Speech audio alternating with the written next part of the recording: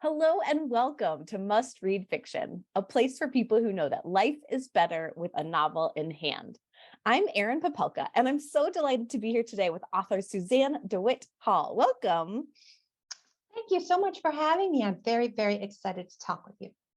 Oh, I am so excited to talk with you today. Suzanne DeWitt Hall is the author of Reaching for Hope, Strategies and Support for the Partners of Transgender People.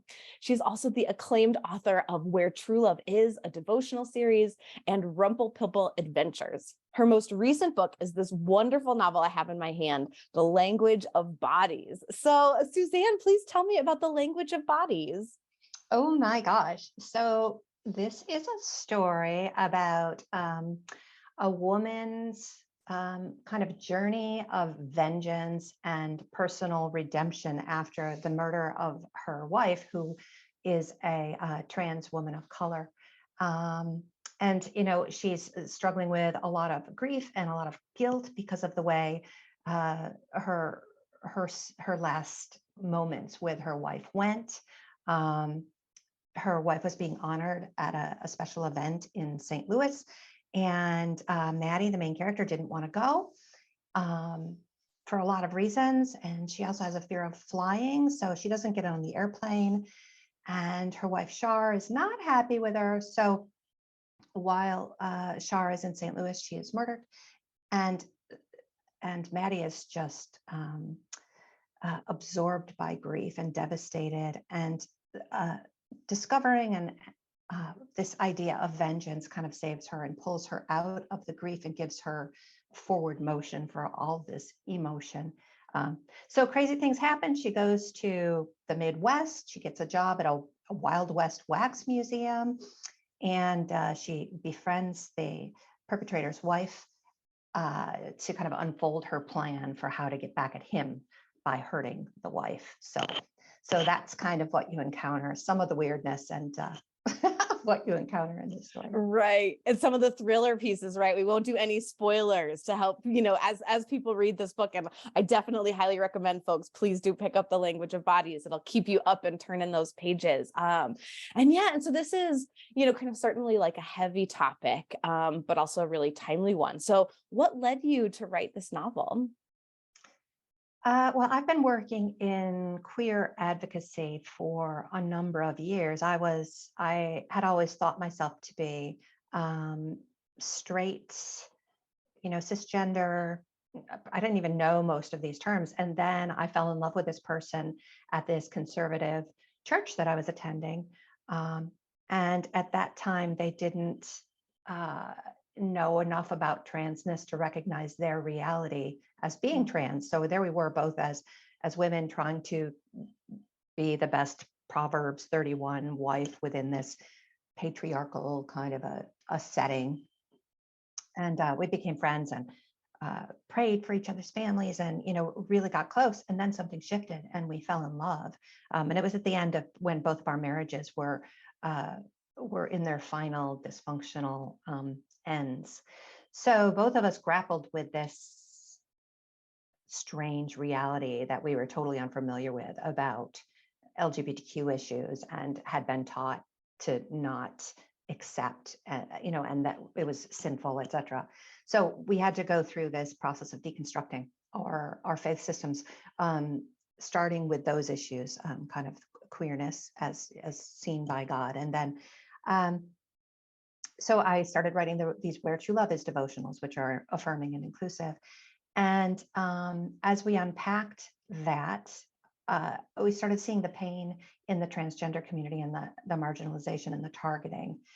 So meanwhile, we're living in Missouri, and there was a murder of a young woman who was brutalized by some people she knew, and killed. And she was a young trans girl. And that story kind of propelled me. I'd been playing with this idea of a book about vengeance, and the idea of some of these Wild West characters who are romanticized and heroicized for a lot of actions of violence. And so I knew I wanted to do some kind of a book with revenge as its core. And I'd also gotten sort of this fascination with a wax museum, and I had an idea for a story about something that happened in the wax museum that was different from this one.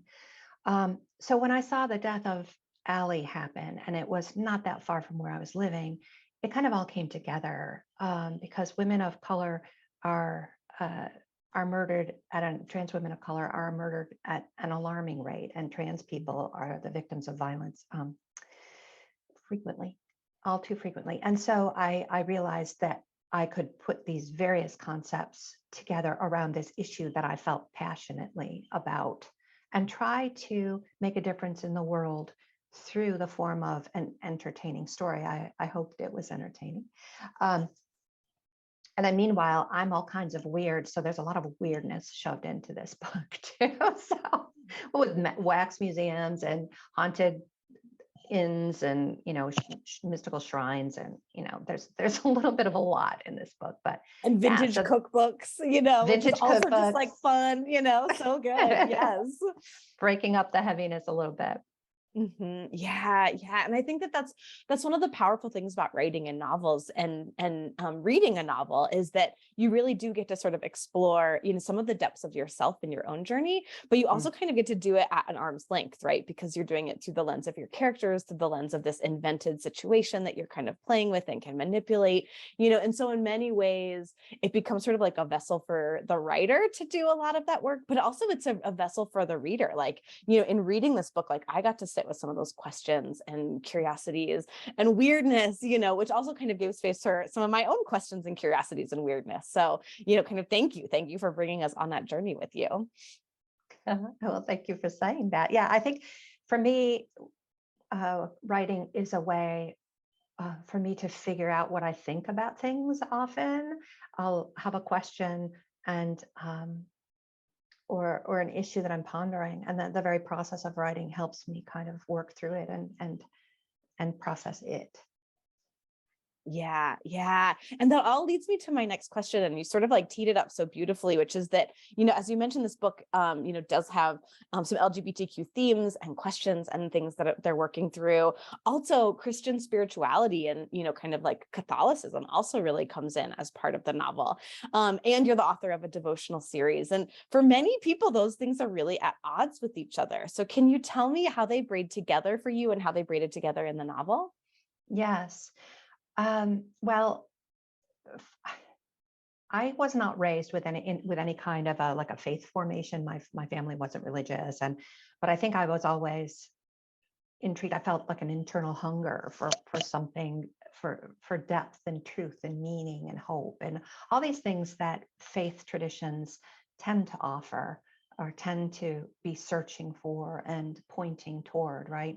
So I've been writing in that space, that sort of Christian space, with a mystical leaning for a decade or so, maybe longer than that, but for a while.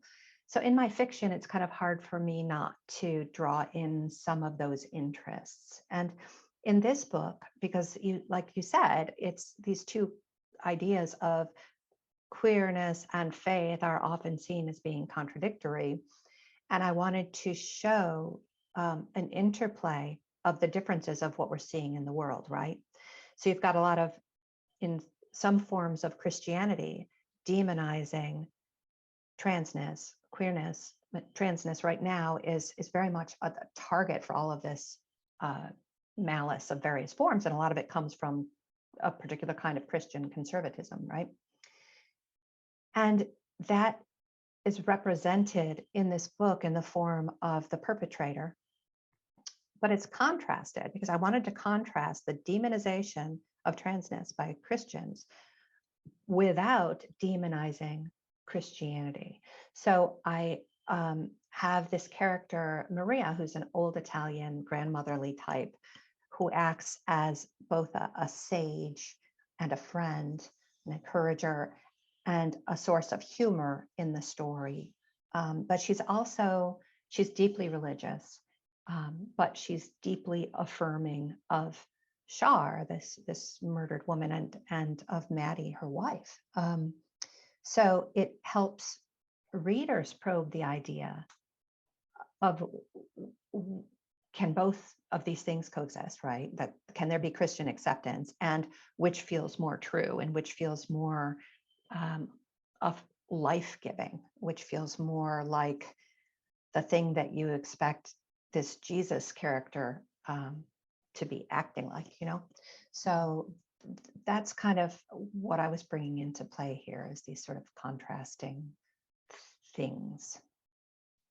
Yeah, that's so helpful. And you're right. There's so much you can do with the power of characters coming from different perspectives and from their own authenticity, right? And so, yeah, the character of Maria is just a delight. So, yeah, so much fun. And so you've mentioned that you've done some other writing, and this is a thriller. So, what was it like to write a thriller after some of your other writing? Well, for a long time, for the last decade or so, I've been working on fiction at the same time as my devotional work. I've done a bunch of devotionals or books in that kind of format, with these short segments, like Reaching for Hope, which you mentioned in your intro, isn't a devotional. It's kind of like a helpful guide for the partners of trans people, but it is in short little chunks so that you can take it and process it and not be overwhelmed by a bunch of information and sort of sit with it. I had been working on novels at the same time as these devotionals for the past bunch of years. And this is the third one that I wrote, the first to be published. So it just feels normal for me to kind of be juggling multiple plus some children's books in there too. So, that's just kind of how I've been rolling. It's nice to have different kinds of projects to shift your brain, give your brain a break from one thing and focus on another. Well, thank you for your persistence. If this is the third novel and first to be published for adults in the thriller genre, like, thank you for sticking with it. Yeah, it's all the better for us that we get to read it. And Yeah, I didn't talk about the thriller part. yeah, I go think ahead. and I think that might have been what you were asking, but it's, that's a good question. All three of them have had an element where there's a strong kind of a dark force that's helping propel the story forward. I think we face a lot of that in life. I mean, some people don't, right? Some people are kind of luckily sheltered, where they might be more observing the darkness rather than personally experiencing it, or being the target of it. But I think it's all too common that we do have these disruptive dark forces that kind of meander in and out of life, and sometimes drive the action of your life forward, the way they do in a book is kind of a little truncated piece of a person's life. Yeah, so I like the pace also of where you're kind of building this tension. It's fun to put that puzzle together about how do you build the tension? How do I make it page turning? How do I keep the suspense going? And it's a fun kind of a puzzle, a particular sort of a mental challenge to figure out how to do that. In that, you have to do it for all novels, because otherwise people are yawning and putting the book down. But for thrillers, it makes it, it's got a little edge. Yeah, and I think you're bringing up this like exploration of the darkness, like is like very potent, and I think very true, right? Because I think so many of us are scared of it in ourselves when it comes up in our daily lives, like because it doesn't feel super pleasant, like because it is really scary, because there's a lot of fear and dread, and like, ooh, is that really me? Am I okay if that's part of me? And so I think in many ways, actually, like some of these like protagonists where you're like, can I trust you? Can I not trust you? That thriller darkness, the like, is Maddie gonna do this vengeance that she's like thinking about from page one? You're like with her in that. Like, I think that does kind of give a place for us all to sort of sit in that darkness and like explore it in a way that is a little bit safer than like looking at it direct on in the mirror, So Yeah. yeah. The novel that I wrote before this one is called Christie's Story, and that one is also now available. And Maria is in that.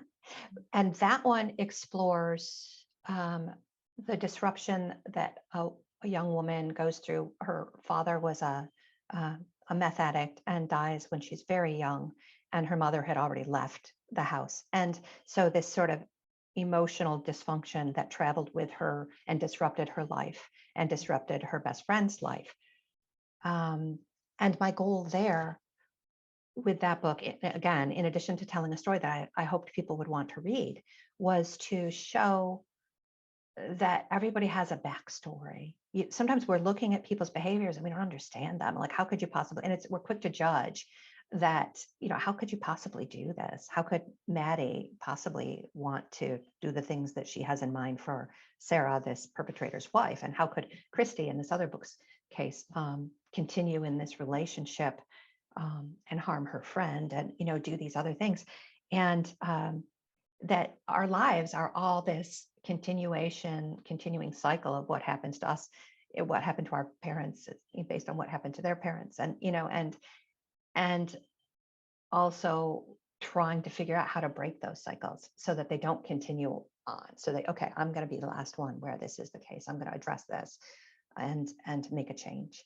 So yeah, that sitting with the darkness and recognizing it and not being so judgy of others, but also ourselves, and recognizing, okay, maybe some of the reasons I have done these things that I am now filled with shame about, right? I think shame is the most corrosive emotion. That's sometime I'm going to write about that, but shame is just so powerfully